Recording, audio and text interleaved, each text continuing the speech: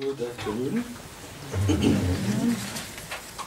continue the explanation on the Bodhisattva Karavatara, the text from Arya Shantideva.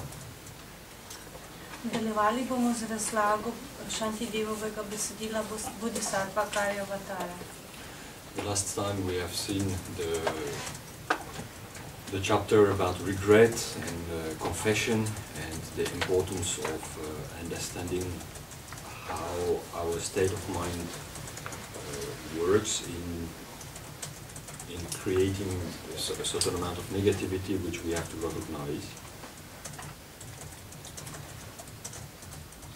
Prejšnjič smo si ogledali poglavje o obžalovanju, o priznanju in pomenu razumevanja, kako naš deluje, ko ustvarja določene negativnosti, ki jih moramo prepoznati. Whereas before even it was the praise to the awakening mind, the motivation, the ultimate motivation towards all sentient beings. Še prej pa smo si ogledali hvalnico prebujenja, najvišji motivaciji za vsa čuteča bitja.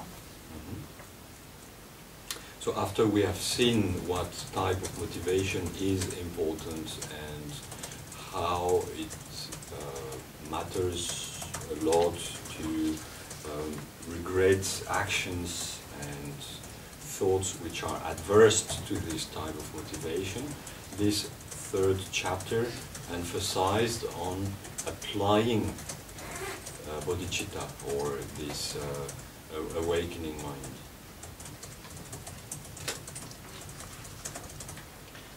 No, potem, ko smo si ogledali, kakšna vrsta motivacije je pomembna in kako je zelo pomembno, da obžalujemo dejanja in misli, ki se ne ujemajo, ki so nasprotna tej vrsti motivacije. Tretje poglavje daje poudarek na udejanjanje bodhicitte, na udejanjanje uma prebujenja. Because it's nice to intellectually understand the importance of bodhicitta, this awakening mind, this wish to engage into the practice, into the path, up to enlightenment, so to be able to help back as many sentient beings as possible to reach also liberation from suffering and enlightenment. But there is, of course, a big difference between our intellectualization of it and the application of it.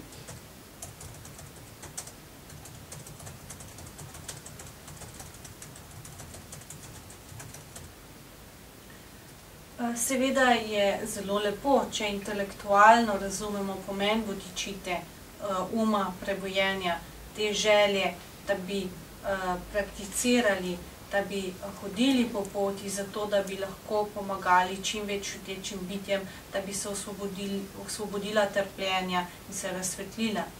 Toda med tem intelektualnim razumevanjem in udejanjenjem je velika razlika. So we can talk indeed a lot about the value of bodhicitta, and it helps us to understand the depth of it. It helps us to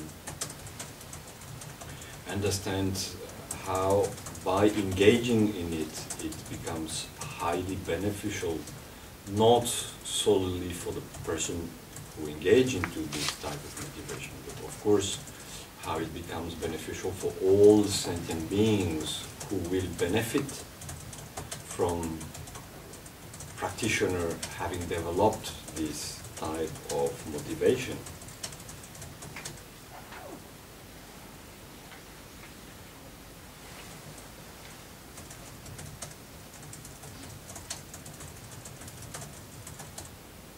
Torej, res lahko veliko govorimo o vrednosti bodhicitte. To nam pomaga razumeti njeno globino. kako z njenim udejanjanjem ne postane koristna samo za tistega, ki udejanja to vrsto motivacije, temveč za vsa čuteča bitja, ki praktikantu pomagajo razvijati to vrsto motivacije. But beyond this understanding, beyond the different study and deepening in the meaning or in the understanding of bodhicitta that we can make, what do we do in the daily life? In which way do we change our life? Or in which way are we ready to challenge our existence in order to apply, in order to integrate this motivation? Toda onstran tega razumevanja, onstran različnih študij in poglabljanja v pomen in razumevanje bodhicitte, kaj storimo v svojem vsakdanjem življenju, kako spremenimo svoje življenje, kako prilagodimo svoj obstoj zato, da bi udejanili to motivacijo, da bi to motivacijo naredili sestavni del svojega življenja. It is from this chapter that comes the most famous sentence often quoted from Shantideva, which says, let me find it now, verse 17, "May I be a protector for those who are without protectors, a guide for travelers, and a boat, a bridge, and a ship for those who wish to cross over."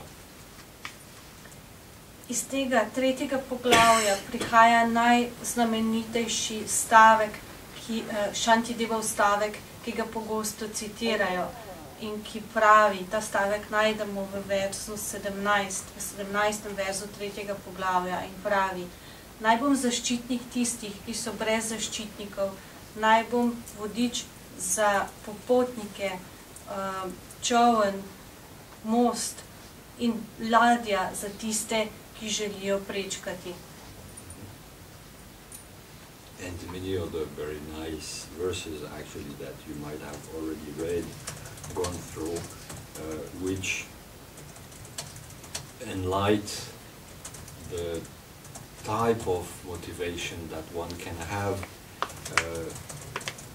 how far one is ready to go, how deep one is ready to go to serve all sentient beings, to serve all those who have created the causes that we can help them.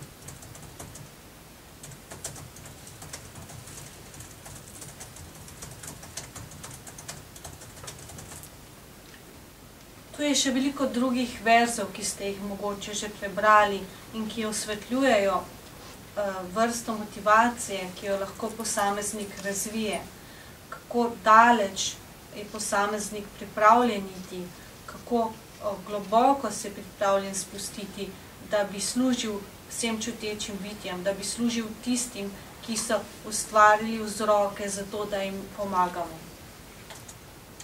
If out of wisdom we can see that letting the others criticizing us or playing with us in a way or in another can be beneficial for them, can be beneficial for all of them, can be useful, then the Bodhisattva does not look at what kind of ego reaction he or she will have.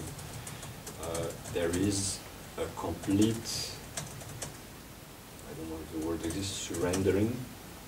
Yes, surrendering.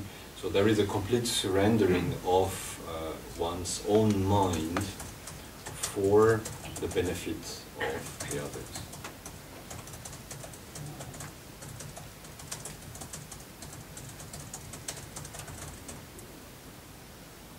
če v modrosti vidimo, da je za druge koristno, če jim dovolimo, da nas grajajo ali da se igračkajo z nami na takšen ali drugačen način.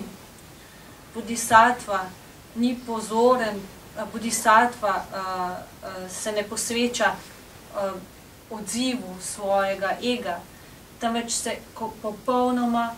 popolnoma preda svoj dobrobiti drugih.